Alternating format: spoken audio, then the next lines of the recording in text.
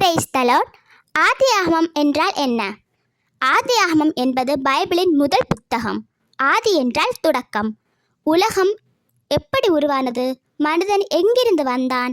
பாவம் எப்படி உலகத்திற்குள் வந்தது? இறைவன் ஏன் மீட்பு திட்டத்தை ஆரம்பித்தார்? இந்த எல்லா கேள்விகளுக்கும் பதில் சொல்லும் புத்தகம்தான் ஆதியாகமம். ஆதியாகமத்தில் நாம் பார்க்கிறோம், தேவன் வானத்தையும் பூமியையும் படைத்தார். ஆதாமும் ஏவாளும் தேவனோடு நடந்து கொண்டார். ஆனால் பாவம் உலகத்திற்குள் வந்தது.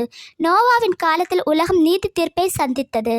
ஆனாலும் தேவன் தமது இரக்கத்தை காட்டினார். ஆபிரகாமை அழைத்து ஒரு பெரிய ஜாதியை உருவாக்குவேன் என்று வாக்குத்தத்தம் கொடுத்தார். ஈசாக்கு, யாக்கோபு, யோசேப்பு ஆகியோரின் வாழ்க்கையின் மூலம் தேவன் தமது திட்டத்தை நிறைவேற்றினார். ஆதியாகமம் நமக்கு ஒரு உண்மையை கற்றுக் கொடுக்கிறது. மனிதன் விழுந்தாலும் தேவனுடைய திட்டம் ஒருபோதும் தோல்வியடையாது. ஆரம்பத்தில் உலகை உருவாக்கிய தேவன் இன்றும் உங்கள் வாழ்க்கையையும் புதிதாக மாற்ற வல்லவர். ஆதியாகமம் என்பது வெறும் தொடக்கத்தின் புத்தகம் அல்ல, நம்பிக்கையின் தொடக்கமும் கூட. ஆமேன். Praise the Lord.